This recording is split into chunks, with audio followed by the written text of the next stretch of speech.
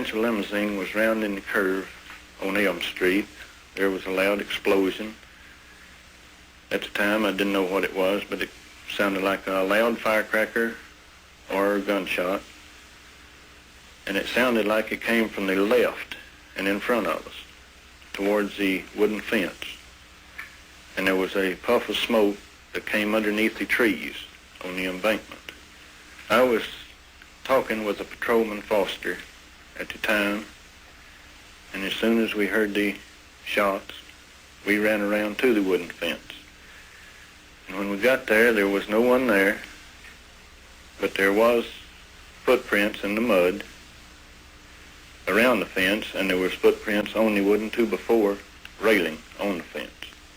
Were you questioned by the Dallas police on that day? Yes, I was. Did you give your name to the Dallas police? Yes, I did. Did you tell them what you've just told me? Yes, I did.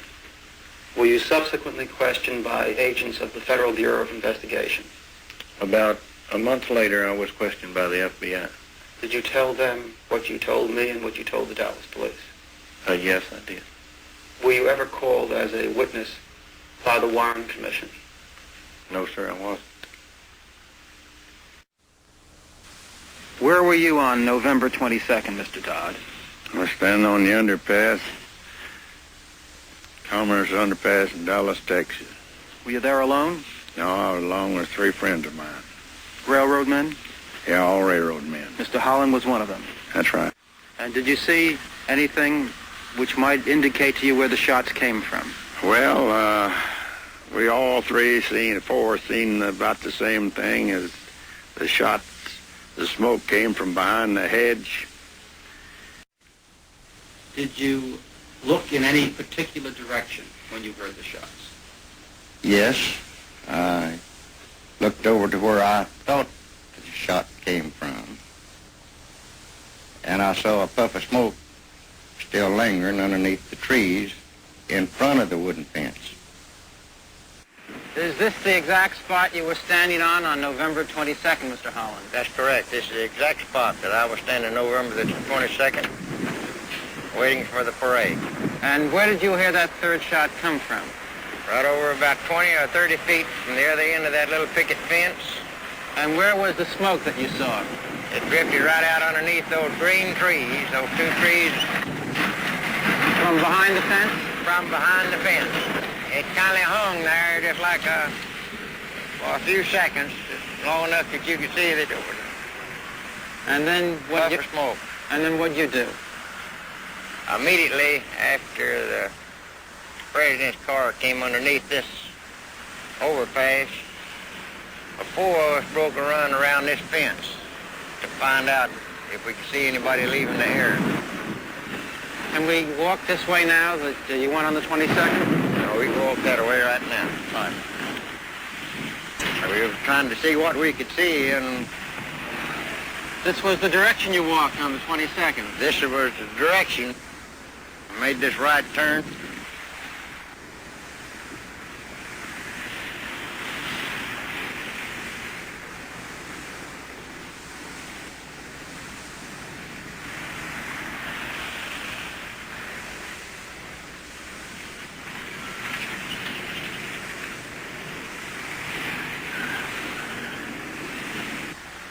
Jumped this steam line, this pipe. One man right behind me jumped, and another one jumped right on top of him. Fell on top of him? Fell on top of him. And were there more cars here on the 22nd than there are today? They were bumper to bumper. Just a sea of cars. You couldn't hardly get through them. We were jumping over the bumpers, over the hood of the cars to work our way to the spot that we saw the smoke and heard the shot. Then we came up to the wooden fence.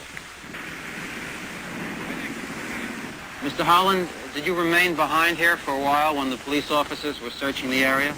Approximately 15 minutes before I had to go back to my office. There was about 40 or 50 people around here searching. And what did you find here?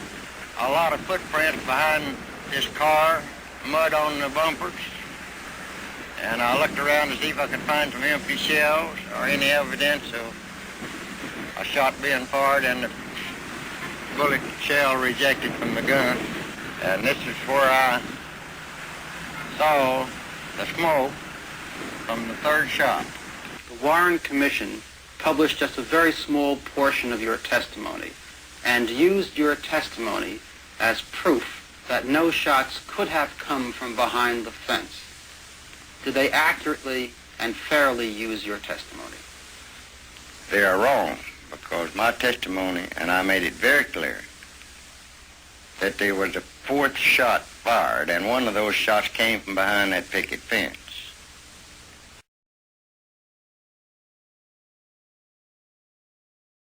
I just saw smoke coming out, and a motorcycle stolen leap off his machine and go up towards that smoke that come out from under the trees on the right-hand side of the motorcade.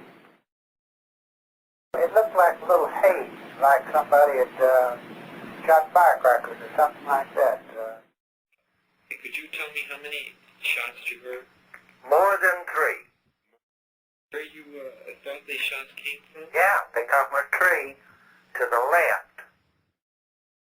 Well, was there anything that actually led you to believe that the shots came from there? Yeah, smoke. You saw smoke. Sure did. Could you tell me exactly where you saw the smoke? Yeah, in that tree.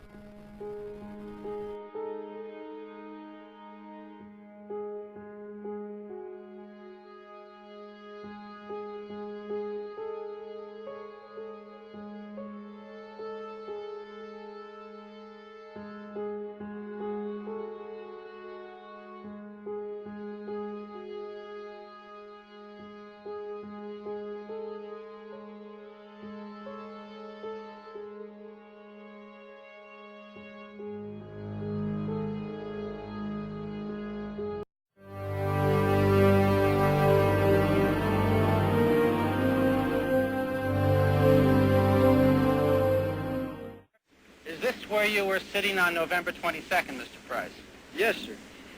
Right here? Right here on this spot. And where did you think you heard the shots come from?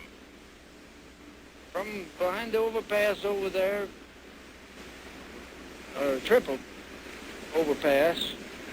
That's where I thought the shots were coming from. And where did you see the man run? Over behind that wooden fence, past the cars, and over behind the Texas Depository building. Did you give that information to the Dallas Sheriff's Department on the very day of the assassination? Yes, I did. I'd say in about 30 minutes after the assassination. Were you ever called as a witness by the Warren Commission? No, sir. No, sir.